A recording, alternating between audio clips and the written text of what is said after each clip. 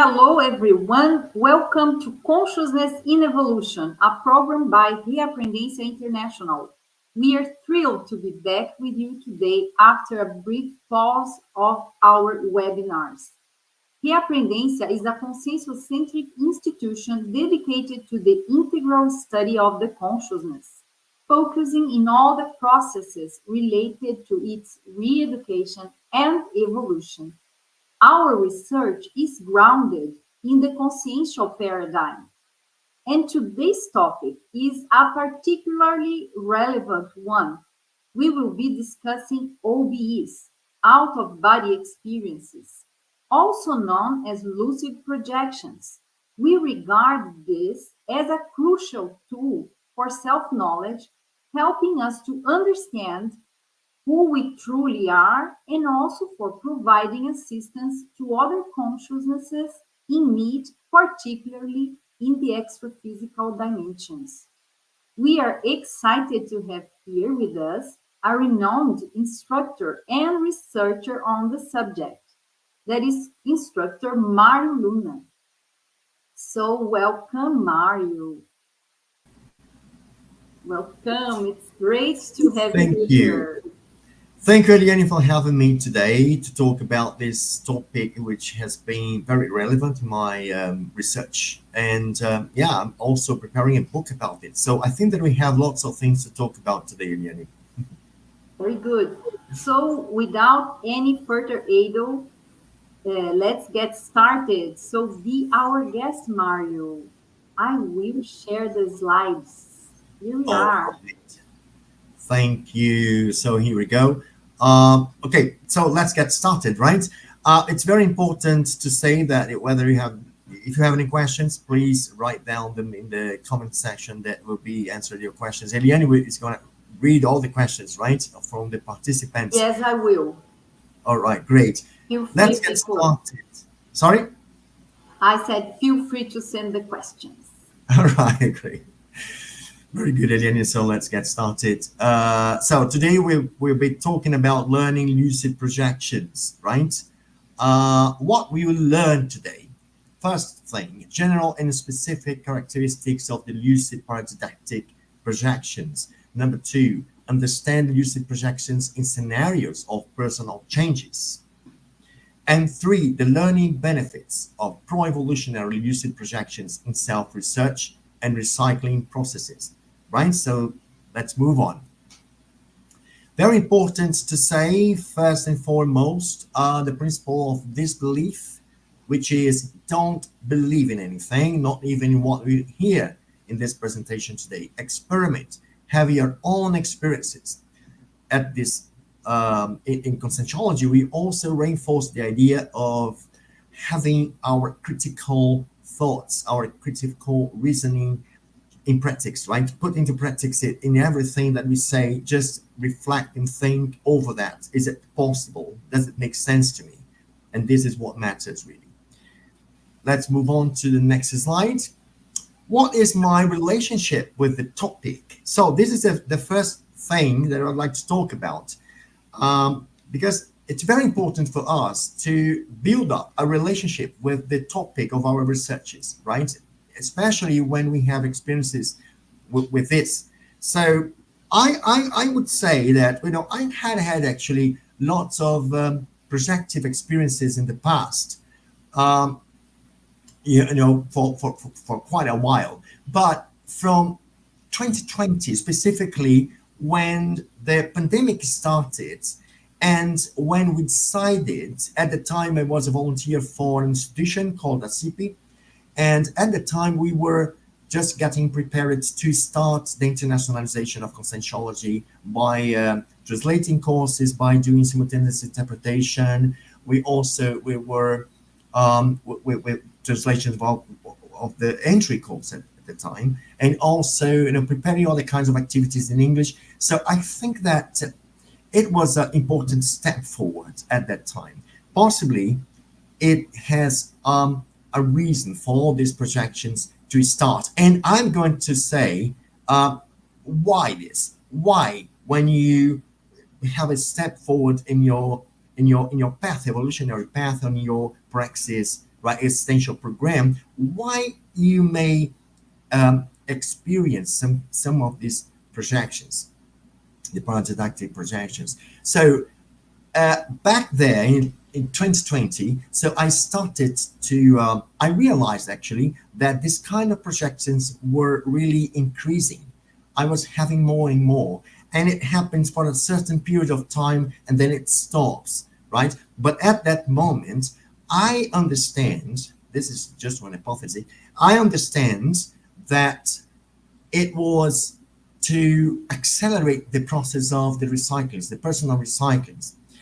But then I started to be really interested in this kind of thing. And after this presentation, I hope that you get the point of why it was so important and why this kind of experience is so important for our recycling process, for our personal changes, right? Okay, anytime you can ask questions, right, people? So just write them down in the comment section that will be answered them. Let's go for the next slide.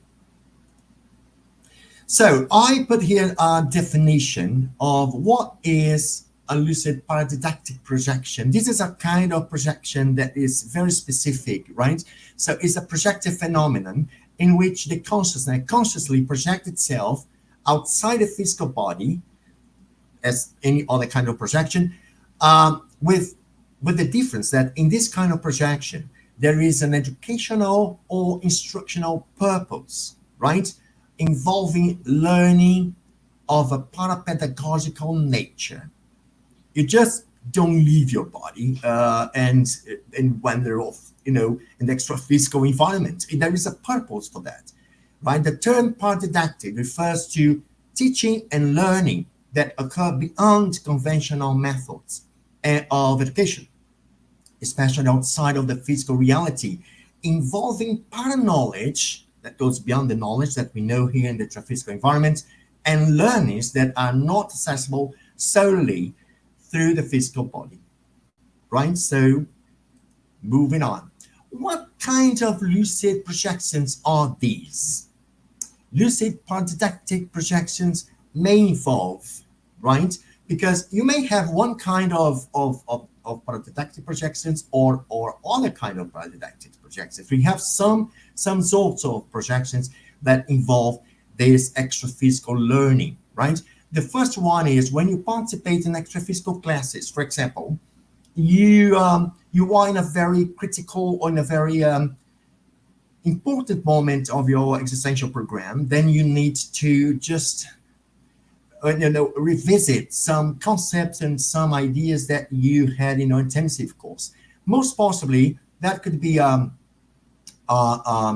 opportunity for you to go back to the intensive course and have one class there, or having a meeting in a multidimensional environment with the aim of learning directly from more experienced consciousnesses, right? So you may have this return to the intensive course and have the learnings and have the teaching that you need to enhance your performance here in the interphysical environment, interphysical dimension, right? The second one can be receiving evolutionary guidance or peer instructions on specific topics related to your self-research or existential recyclings, often connected to evolutionary needs, right? It may occur as well.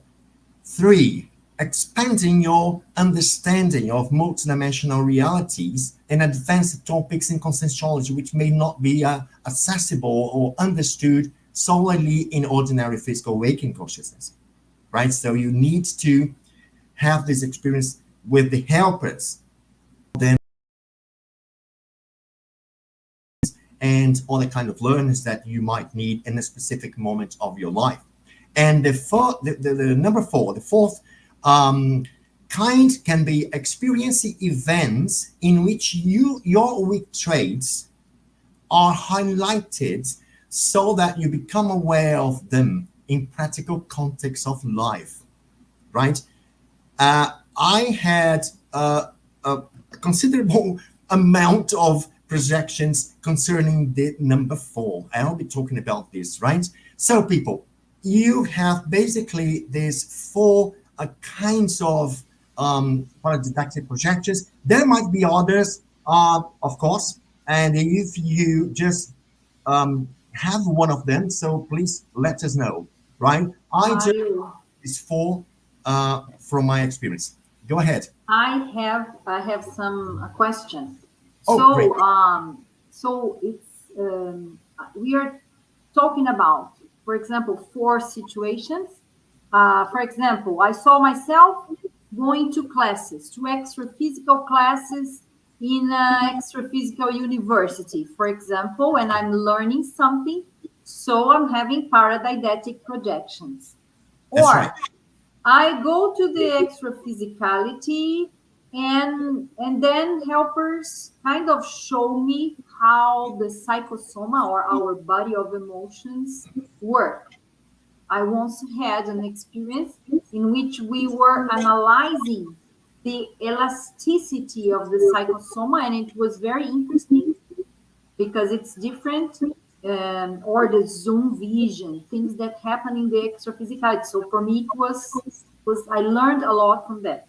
Or there is another situation in which we see ourselves, we get to know more about our personal traits, strong traits or weak traits. Most of the time, weak traits, things that we have to improve. Is that all? And there is a fourth situation that would be experience this number four here. I think it's a bit different. My question is what happens is that if we are not so aware, we are not so lucid, so we lose all the possibilities to learn, to have these lucid paradidactic projections. What do you, what is your experience on that if we're Okay. not so lucid? All right. The paradidactic projection is a resource that the helpers might use to help us. So the level of lucidity is also, I think so, I previously analyzed by the helpers so that they can really use this resource with us. Because if they know that we are not going to be aware of our experiences, I think we are not going through it. I think that the resources are given considering our abilities, right? The resources are given considering what we can really take from it. So I believe, so far, I say I believe, this is just an opinion, that the helpers know exactly how to use this kind of resource, which is the paradidactic projections, to teach us something. So we may not have like 100% lucidity or 80% lucidity, but in my case, in many situations, in many events, in many experiences, I came back with the core of the message very vivid in my memory. Not That's everything, but the core of this message, which was enough for me to go through a change I needed. So I think that when you go through it, there is some kind of respect for your understanding capacity, for your what your synapses are able to grab, or things that you are really able to interpret. Because otherwise, the helpers wouldn't go for that if you are not able to have, at least the core thing of it. Sometimes it's very good when we remember lots of things, when we recollect all these things and everything that happened. I had experiences which are still today very vivid in my mind. I could tell you like a story, of a whole scene. Others not. Others I just get, oh, I remember being through it. And this is the message I got, but I don't remember when, how, what. Definitely not. But I got the core thing. I believe that maybe if you get the core thing of it, it's very important. And that question was very important, Eliani. You know why? Because sometimes we have some kind of expectations that when we leave the body, we'll have an exceptional experiences and we will recollect everything. No, it doesn't happen sometimes. But if we just have one small memory, one small fact that is still in our mind, and this fact is able to yield promote the changes that we need, that will be enough. Don't expect too much, but have I will give you some hints on how to write down experiences and record them, not to forget them. It's also very important. We can do our share in this kind of thing. Yeah, Mario. And I also heard about some lucid projectors that have a lot of OBE experience, lucid OBE, and they saw other friends of them doing assistance. For example, some people doing a parasurgery in the extra physical, helping someone, but the person was not lucid at all. The person who was performing the parasurgery was not lucid at all, was not involved with the studies, but it was, for example, she was an orthopedist, but she was doing a parasurgery on something else, you I know? see. And so what I think what happens is that helpers do the best they can. If Sure. we are lucid, good for us. Lucky for us. But if we are not so lucid, we can help in other ways. If we have that good intention, so they do their best to take the most out of us, our personalities, when we Definitely, want to assist. if they know exactly what they can have from us. I Of absolutely. course, there is the free will. There is the free will. I think people who are more open to assist others, they are more open to have these experiences. Yeah, couldn't agree more. Right, so let's go to the next slide. Let's go. Okay, one famous paradidactic experience or paradidactic projections in the near-death experiences. This is a very famous worldwide. You know, in United States, there's plenty of documentaries talking about near-death experience. This is an involuntary enforced power phenomenon triggered by illnesses, accidents, or physical trauma experienced by consciousness, whether male or female, and characterized by the lucid projection of the consciousness into the extra-physical dimension. This is, in my opinion, right? In my opinion, this is a very dramatic experience. I think it was like a last resource for someone to get aware of the evolutionary localization or of what they should do in this life so that they can change and not be, totally off the essential thing that they should do in this life. So there is this intervention, extra physical interventions by the helpers to put the person back on track of their evolution. So this is one, in my opinion, one of the last resources of the helpers for the person to change. And in all experiences of near-death experience, there is a really, really significant change in the person's personality and the person's evolutionary path. So most of them are involved in writing their experiences or giving lectures about it or be more aware of this multidimensional context in which we are in, right? So it's a very important, also a very important didactic resource from the helpers. Another one is this vexatious lucid projection. What is this? It is the following thing. This is another thing that usually happens when we are not, doing the best we can, right? Let's put things this way. Not doing the best we can. The vexations or shameful lucid projection is one that is sponsored by helpers.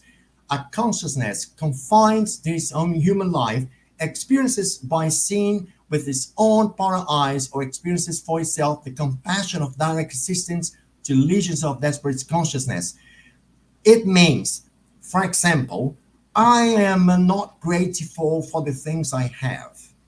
I can may disregard the essential things for me, or I cannot give the special attention to those I should give the special attention, or I complain a lot. I'm someone who complains a lot, but there is something important about my life. I should be doing something important. I should be doing something important. My praxis or my existential program involves important achievements or important challenges that I have to fulfill. So if my personal history in this intraphysical life is important, or I'm supposed to do things important, the helpers are expecting me to change. So what will happen? The helpers will take me to a baratospheric scenario in which people are there in suffering and in a situation that is a lot worse than my situation.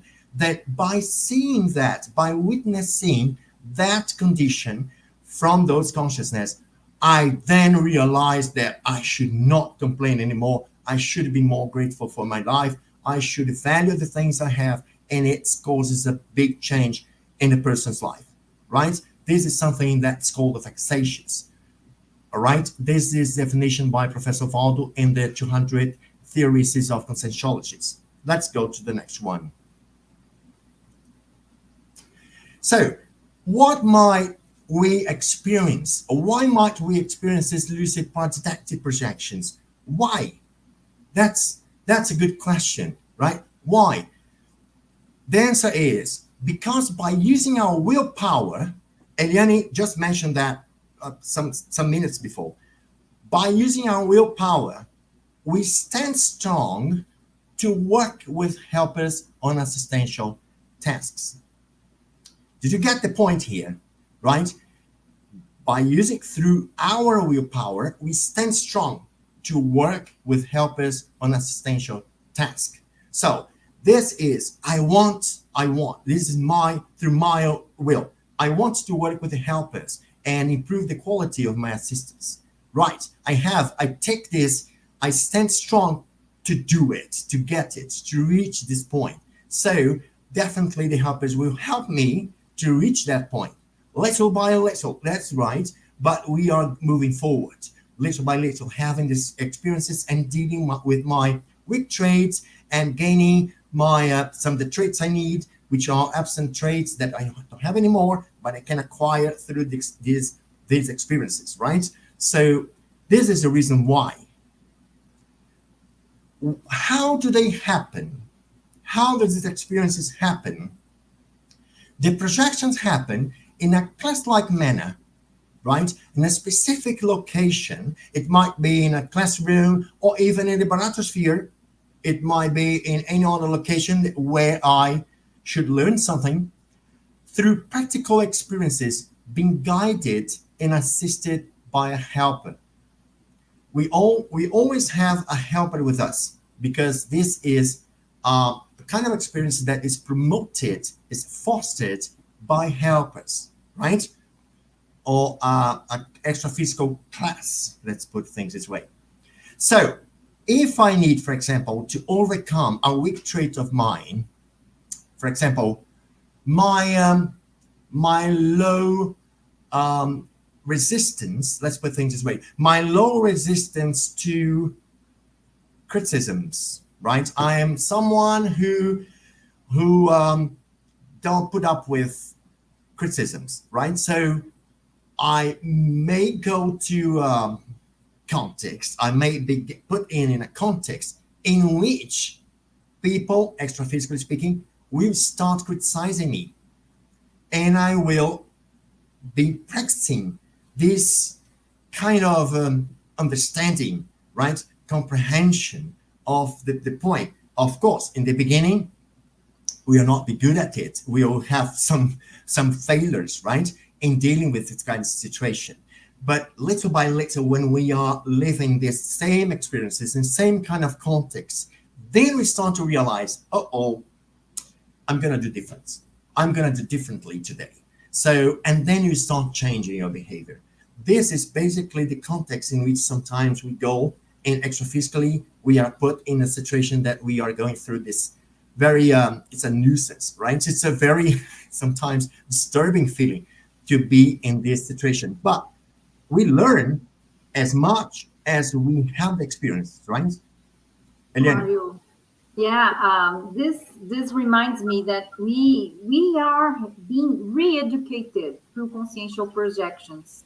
Yes. And that's why it is said that projectology, that is the science that studies the conscious projection, is the practical part of conscientiology, that is the study of the consciousness. Yes. Because we can see our reality, who we really are, as you mentioned. It's amazing. So It is. worth. And one thing that we have to bear in mind and never forget that we are multidimensional consciousnesses, right? And when we study ourselves, we have to study intraphysically and extraphysically as well, right? Our manifestations. We have Luis Enrique from Rio with us today, right? Yes, very good. Thank you, Luis Enrique. Very Thanks nice. for participating. That's okay. Oh, yeah, but as you said, right? The projections actually is an evidence that we are multidimensional consciousnesses, that we are manifesting in many dimensions, in this intraphysical dimension, but also in spiritual or extraphysical dimensions, right? Okay, so the other question, which is very important to ask, is at what point in life do these didactic projections happen? At what point in life, when the consciousness takes a stance to improve its assistance and wants to recycle the weak traits that are priority at the given stage of its life, right? When we take a stance to do something, when we position ourselves to do something, for example, we say, I want to change. I want to change. I want to overcome these weak traits. That's my decision. And then the helpers will help me because I have made my decision, right? I'm taking stance to improve myself. I have a story which is very interesting. And one day I had just come back from a projection that was, I would say, like a kind of vexatious projection, but I was a bit down for having seen that. I was not feeling very well. And I told myself, and I was thinking to myself, and then I asked the helper, say, is it really necessary to show me this kind of thing? Is it really necessary? That was the question, right? It was a bit hard to see. Yeah, because I was a sub at that time. And the helper answered me the simple answer. He said, that was your choice. And that answer, simple, short, was so effective. Why? Because that's it, people. It's our choice. We want to evolve. We want to change. So we'll be helped. For this, we will be happy to reach that new level in our existence, level in our evolutionary path. So we have to move on. So this is our choice. It's our will. These paradidactic projections happen through our will, not anyone else's will, but ours, right? It's very important to say that. It's our will. So we go through it because it's necessary. It's like going to the dentist, right? I don't like to go to the dentist, because it hurts, right? But sometimes it's necessary. It's necessary to go to the dentist. It's necessary to pull out the tooth. It's necessary, but it hurts. It's not good, but it's necessary. Sometimes we have to go through things that are not very pleasant, but it's necessary. Evolving is the same thing. We go through the same thing. Sometimes we have to overcome traits that are more difficult to us to do it, right? To overcome them. But we would do our effort to overcome. We will do our effort to change, to be a better person, to be more balanced, to be more emotionally stable, right? So we have to do it for our personal changes. Okay, let's go to the next. Here we go for the optimizers of lucid paradidactic projection. As I said, you need to want to go through it. You need to take a stance to do it, to have this kind of experiences, right? But let's see this list of things that we might bear in mind, and if we really want to position ourselves for this. Mental clarity and focus on traits to be recycled. Are you aware of what you want to recycle? What is your priority in terms of recyclings? What is most necessary for you at this exact moment of your life? Intentionality and purpose in seeking parapedagogical guidance for some more meaningful experiences. Your intention, right, and purpose. It must be clear, or it has to be clear in your mind where you want to go, what you want to reach, okay? Because more ethical conduct, it's one of the prerequisites for you to have a team of helpers with you. Energetic balance, right, also involves this kind of situations, right? Achieved through energy work such as the vibrational state can optimize projections. Exactly. The more you work with your energy, the better they will be, or the more loose they will be for you to leave your body, right? Your nervous someone will be more flexible for you to leave your body as you are working with your energies regularly, right? Self-research and recycling, which is called RECE, align personal development with evolutionary goals, making the projection more purposeful. As I said, okay, I want to go through it. I want to go through this kind of a projection, but what for? What do you want to change, Mário Luna? What is your priority? Why do you want to leave your body? What kind of teaching do you need? What kind of learning do you need?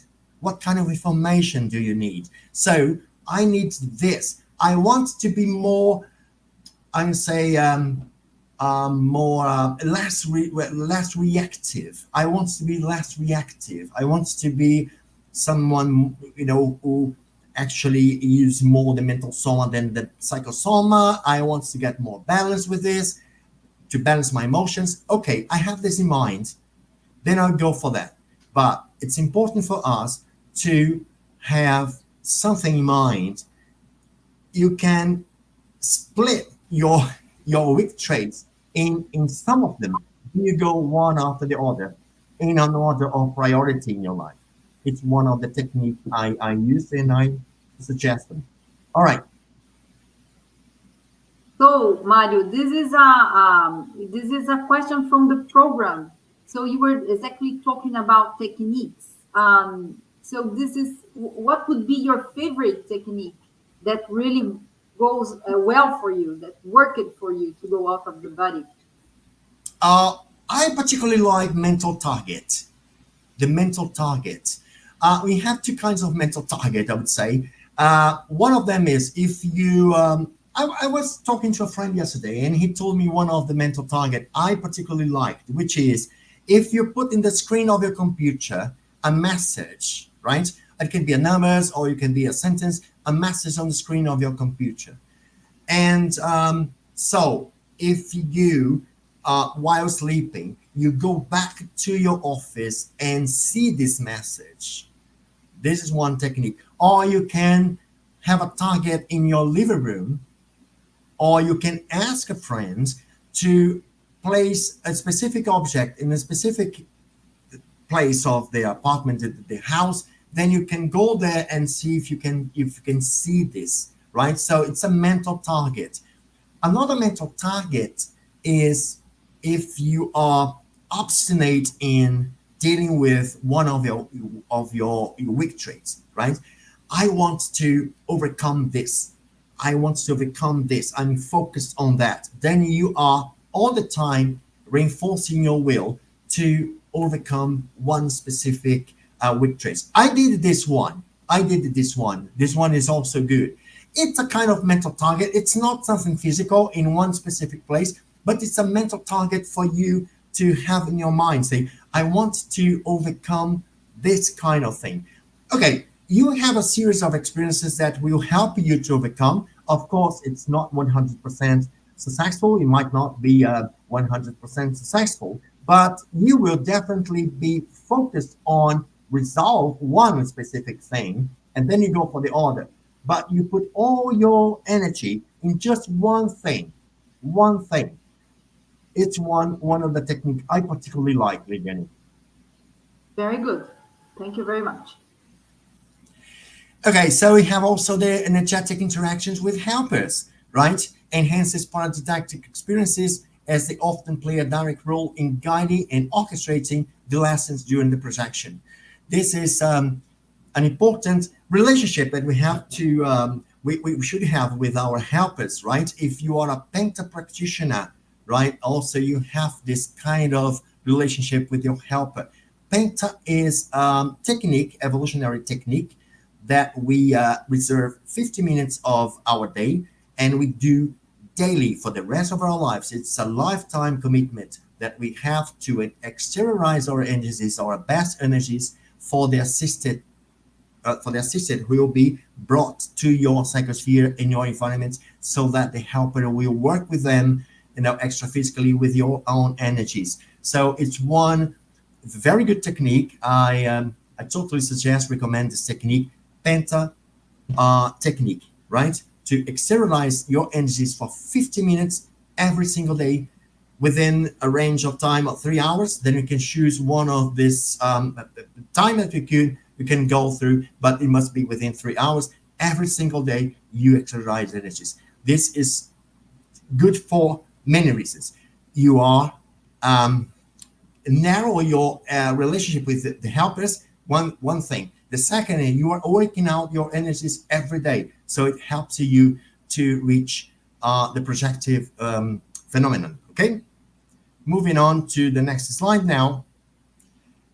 Resources at hand, people. When we are talking about self-development, when we are talking about self-knowledge, we don't need any other kind of resource but our own resources, right?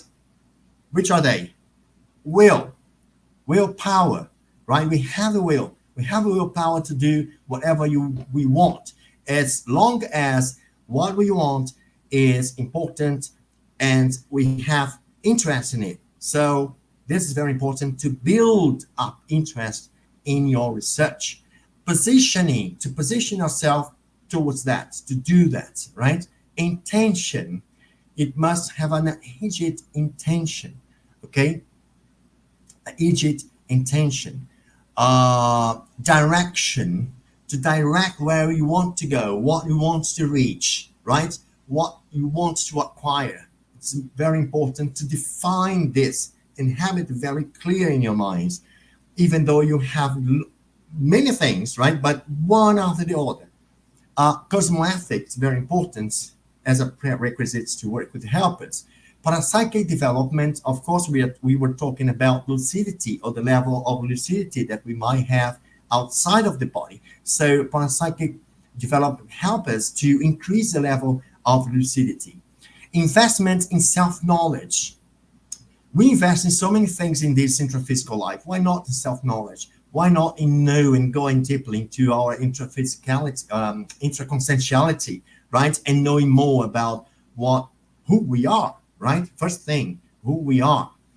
Energetic work, another thing, another kind of practice that we have to adopt, to put in our everyday life, to use this energetic work as a routine, right? Not as something to make me feel relieved when I'm not feeling well, but also when we are feeling well, but also we just go in and work with energies. There is a technique in Conscientiology which is very, very nice for you to lose your negosoma and be more prone to have extra physical experiences, is the vibrational state, right? Vibrational state. Then we can mobilize your energies, concentrate energies at the top of your head, go with this throughout your body until your feet and back up to your head. Then you are, with this movement, slowly speeding them up until you trigger the vibrational state. So it's also another technique that is very, very good. And it helps a lot to lose your enegosoma and have your psychosoma more free to leave your body when you want or when you need. Okay, and strong traits. Use those strong traits. For example, your determination, your obstination, your the level of even conformity that you have in developing your research and be really involved in one specific kind of research is also very important, right? Use this in your favor. Moving on to, then we have some impediments to the experience of paradidactic projections. Which are they? Now, if we have one of these, it would be really difficult, right, for us to have this kind of experiences, right? Lack of evolutionary objectives, inadequate understanding of intraconsciential objectives. I don't have any evolutionary objectives. Where am I going to? Where am I going to? What kind of change do I have in mind? I have no idea. So I'm not going anywhere. I mean, I may go somewhere, but not according to my will. I'm not going to use my will to reach something. We go like we are in a flow of, sometimes we go in a flow of opportunities, right? We just do it, but we don't map out. We don't map out our experiences to see what is really going to, what is really being internalized by me, being understood, right? So I always say to someone when they are, when someone comes up to me and say, I'm doing this course, then I ask you, what for? What are you doing this course for? What is your intention with this course? Because sometimes you go, this is good for me. But actually, we do the course and we forget the content of the course like in a 2-week time. So what is it for? So we have to map out everything that we need. We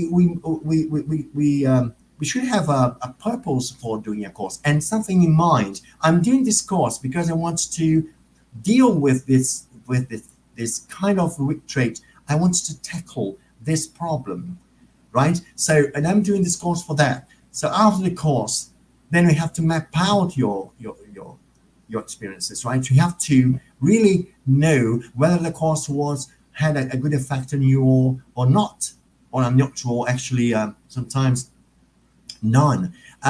So this is important. This is what we call self-research, right? So if you have this evolutionary objective in mind, you have the most of lots of things. Even a tutorial you watch, a class you have, a meeting you attend, an event you go. So it's always important for us to map out and have an evolutionary objective.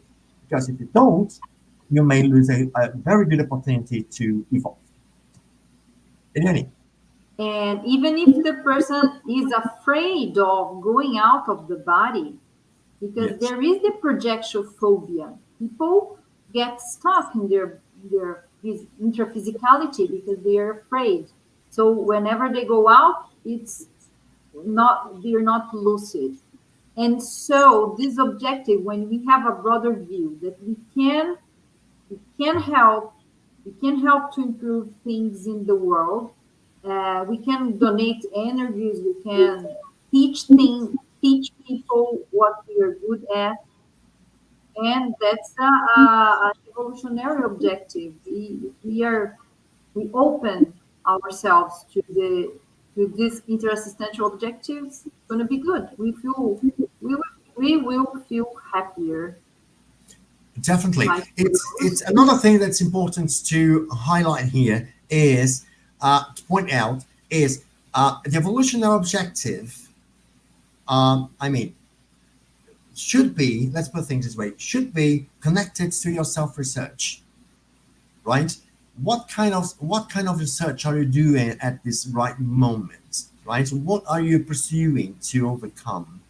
What is in your mind? What are you focused on? So this is very important. What is my evolutionary objective?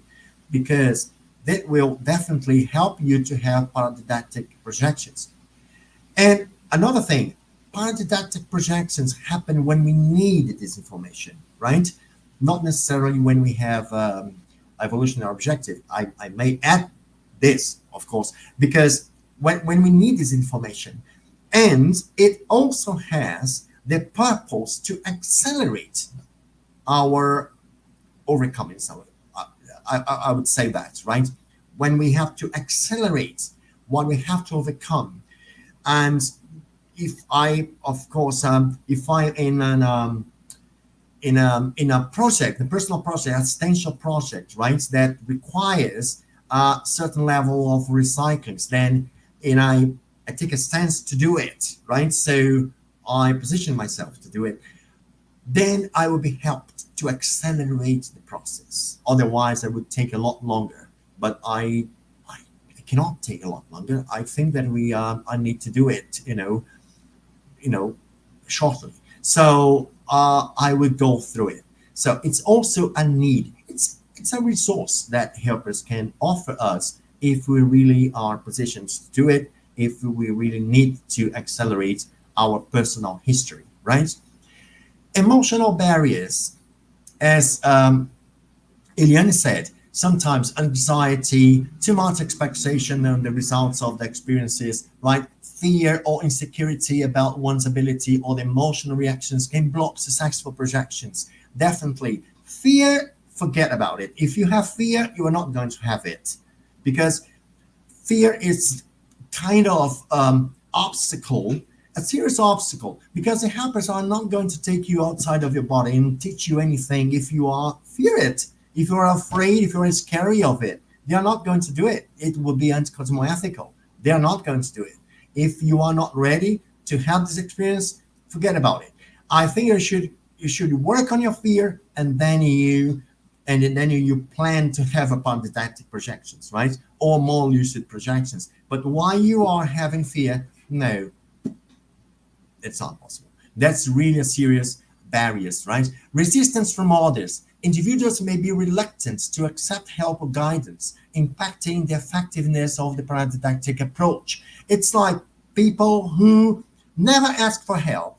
I'm self-sufficient, right? I solve my problems. I don't need help. I don't look for guidance. I don't look for suggestions, opinions. I no advices. No, I'm self-sufficient. So if you are self-sufficient, definitely you are not going to get connected to a team of helpers because team of helpers involve teamwork, right? If you are self-sufficient, definitely you have problems working with a team or having help from others. Some people don't like it for many reasons, but if you have this kind of thing, possibly you have more difficulty in promoting paradidactic projections.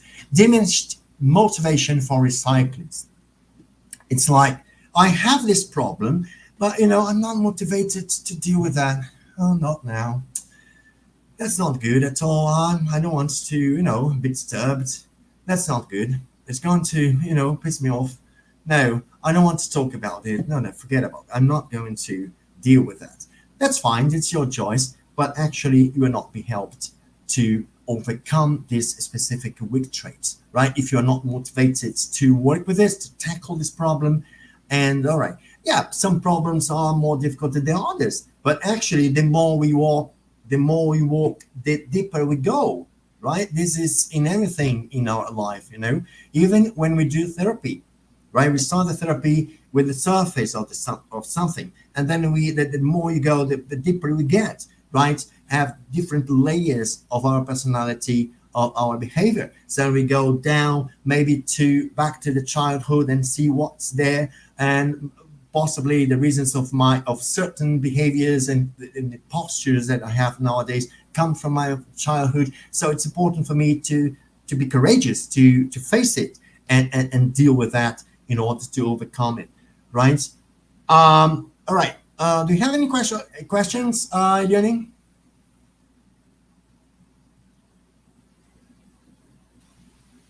No, not at the moment, Mario. But I have a question. I have Good. a question that I was thinking about. That is, which chakras can, if we activate, um, a specific chakra can help us to go out of the body. For example, does the nuchal chakra has any impact if we work on exteriorizing and pulsating the nuchal chakra? Would it help? The nuchal chakra is more related to the connections that we have, right? Extra-physical connections. They are usually attached to nuchal chakra. This is a communication, energetic communication chakra. I particularly feel in me frontal chakra and coronal chakra acting more actively, right? But we have our chakras with their specific functions, right? For example, laryngeal chakra is important for the clairaudience as well, for the our communication, extra-physically speaking, right? But basically, I'm not sure whether it may vary a lot from person to person, but what I feel myself is more activation of the frontal chakra and coronal chakra when in these experiences of projectability. Do you have any other idea of it?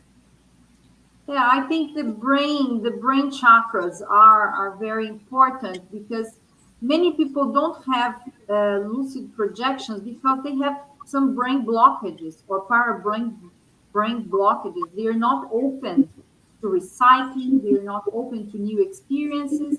They get afraid. And so whenever we work and we do the deep blockage, we can create new synapses.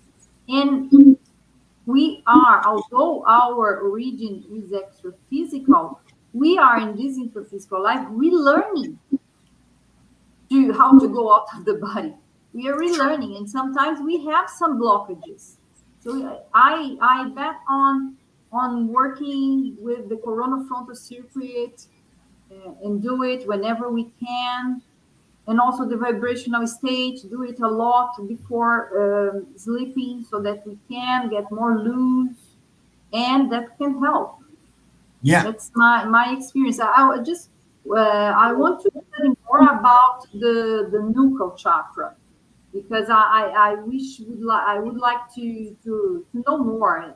Nuchal chakra is near the silver cord, and it has Yes. some energetic connections, but this is something I would like to study a little bit more. So we have a question here. Mario, it's from Ana Getelina. Thanks, Anna, for the question. Mario, can you name us your personal strong trait that most impulsed you to develop lucid projectability? Definitely, I would say obstination. Obstination. How much do you want something? This is something that we have to bear in mind. When we have an objective, how much do you want to reach that objective? How much you want to acquire something? Are you obstinate? Well, I'm telling you, Anna, from the point of view of someone who is still struggling for lucidity outside of the body, right? I'm not a lucid projector, right? I don't have a continuous conscious projections. No, I don't. My projections, actually, I wake up in the extra-physical environment, and then I black out and I come back to the body, and then I realize I was projected, right? But I am pursuing to improve this quality, to improve the quality of my projections, right? And obstination or determination is something that we must use in our favor. In English, there is an expression which is go-getter, right? We have to be a go-getter to go and get something. This is an expression that you use in sales market, right? When you want to go-getter, you have to be ambitious, evolutionarily speaking. This is a good kind of ambition. I want to reach a point that I will reach the plasticity, right? Then this is my focus. So I have to use all the resources I have at hand to reach that point. So I would say I'm a very determined person. When I want something, when something is important to me, I do whichever resources, whatever I have to reach that, right? I use one thing. I never give up. I go and insist here, insist there. Of course, if there isn't a possible solution, I just wait for another moment to insist with this. But I'm very determined to get. So I think it's very important to have to reach your development, to reach the next step of an evolutionary path, to go to the next step. It's very important for you to be determined, but also being determined, I suggest you to have an objective in mind. What you want to reach, what for, what are you evolving for? What's your objective? What's your goal? Right, with this, it's very important to have a goal. Good. All right. Should you continue with the slide? So, Sure. okay. This interest in self-knowledge, right? If you are not interested in knowing yourself, you are not going to have this kind of projection. Skepticism or doubts. No, I don't believe in this. No, is that true? No, I'm a bit skeptical about it. No, I'm not going for that. So it sounds like totally far-fetched for me. No, I don't believe in it. Or poor cosmoethics. I'm going to leave my body because I want to wander off, go around and see people in my building. It is intimate situations. This is good. That's interesting. No, forget about you. Helper, we're not going to be with you. If you have this poor cosmoethics, you are not going to have successful paradidactic projections, right? Because they are evolutionary and cosmoethical, right? So forget about if you don't have a very clean cosmoethical attitude. Let's go to the next. Paradidactic projections and existential program. This is an important point. Why? Because we have our existential program to fulfill, right? For the complexes. The complexes is when I have to complete what has been planned in the intensive course. I planned an existential program, and I'm just putting this into practice now. And hopefully, I will be a completist, which is someone who will complete the whole plan, or I will do everything that has been planned for me. So it's very important because this existential program must be put into effect, right? So I will have the help I need to first accelerate the execution of my practice, right? Or the resumption of practice when I get into the practice again after a deviation. I left the track and now I'm getting back on the track of my practice. So it's a resumption of practice. Possible correction in the direction taken in physical life, right? Optimization of the live programming, it helps as well, or improvement of the planet programming, what has been planned, right? I want to improve. Okay, we may also face a situation in which I had planned something, but now I'm so motivated, I'm doing so well that I'm doing more than planned. So it may also happen, right? So you need this help from the helpers. Let's move on to the next one. Very important. Mario, I want just to emphasize that we are near the end. So I ask you to finish in this. Can this be the last slide, Okay. please? Because So we are completing our time here. we are, yes, all right. Okay, I'm just go through it very, very quickly and finish with the Sure. next slide, which is the benefits, right? I want to wrap up with the benefits of it. Projectiology self-experimentography, which is to find, it's very important to emphasize the significance of recording, right, out-of-body experiences and projections, noting down the events and what it possibly meant for the projection. What was the learning? Write down the learning of your projection. It's not worth going outside of the body and just lose the information because we didn't note them down.